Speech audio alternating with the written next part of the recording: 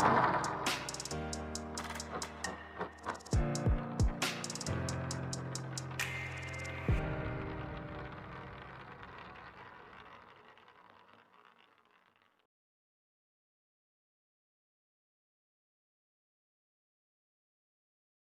students. The previous class we have learned AC voltage applied to a resistor and inductor as well. And in this session we are going to discuss what happens when an AC voltage is supplied to or applied to a capacitor. And we know that function of a capacitor. When a capacitor is connected to a DC voltage, so what happens when the electric current, DC current flows through the circuit? Then the capacitor takes some time to charge, and when the capacitor is fully charged, then it limits or stops the flow of electric current through them. And then, but when it is connected to an AC voltage, the capacitor charge and then it limits the current, but it will not stop the flow of current, but it will regulate the flow of current through them. So that means the capacitor will work, it will charge and it will discharge alternatively, so that the flow of current continues, but it will be limited and it will regulate a specific amount of current through them by charging and discharging them. So a capacitor, an EMF, and AC EMF is applied to a capacitor. Okay, this is a capacitor, then this is a capacitor C, and this is an EMF connected to the circuit.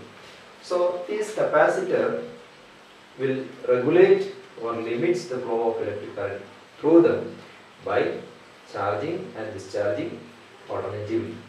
Let Q be the charge on the capacitor at any time t.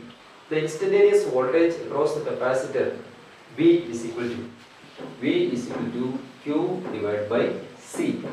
V is equal to V M sin omega t, that is equal to Q divided by C. In order to find out the current flowing through the circuit, we need to find out what will be the current flowing through the circuit. So in order to find out the current flowing through the circuit, I is the current flowing through the circuit, that will be the charge divided by time.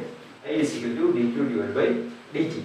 I is equal to d by dt into V. Q is equal to what? Q is equal to Vm into C sin omega t, that is equal to cos omega t. Okay, on differentiating we will get omega into C into Vm into cos omega t. And when we use the relation cos omega t, then cos omega t is equal to, that is equal to sin into omega e plus pi by 2, where the amplitude of the oscillating current is I is equal to C into Vm. The amplitude of the oscillating current I is equal to C into Vm into omega. Rewritten as Im is equal to Vm divided by 1 by omega into C. And when we compare this value of electric current Im, Vm divided by R, that is the case of a resistance, then 1 by omega C plays the role of the resistance in the resistive circuit. So that limits or opposes the flow of current. This value is called as capacitive reactance of a circuit. It is denoted by the letter Xc. Now we can rewrite this as Xc is equal to 1 by omega into C, so that the amplitude Im can be written as Vm divided by Xc, and this is a capacitive reactance of the circuit. The dimension of capacitive resistance is same as that of the resistance, and then whose SI unit is same as that of the resistance, that is ohm. When we compare this phase diagram of the voltage and current in this equation, in this circuit, and we get that as the voltage and current, they rotate anti-clockwise or counter-clockwise direction.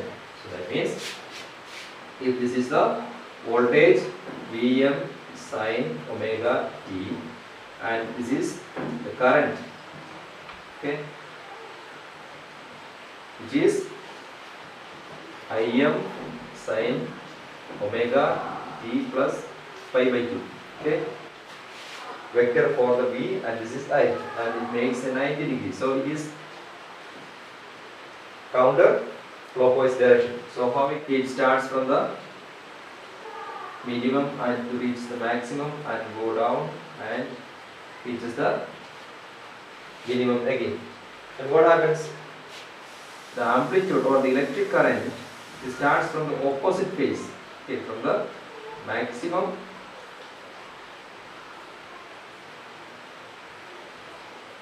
and so on.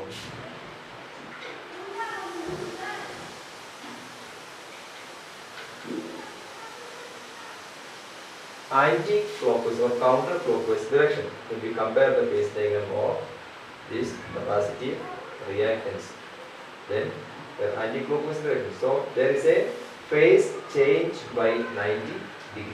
The instantaneous power supply PC is equal to I into V, that is equal to Im into cos omega t into Vm into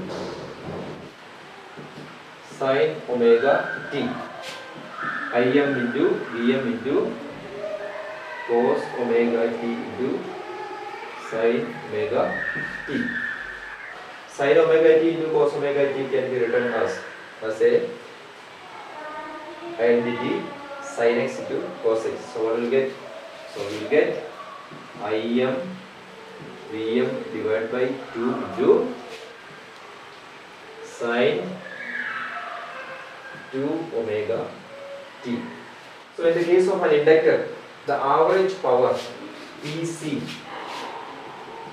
is equal to Im into Vm divided by 2 into sin 2 omega t, that is equal to Im Vm divided by 2 sin 2 omega t is equal to 0. Because the average of sin 2 omega t is equal to 0, then the average instantaneous power also becomes 0. As we see in the case of inductor, the current lags by pi by 2 in the case of an inductor. The same way it takes place in the case of a capacitance. So, but here in the capacitor, the current leads by an angle pi by 2. Okay. The previous case, the current lags by 90 degree, and here in the case of capacitor, the current leads by 90 degree. And this is what happens when an AC voltage is applied to a capacitor.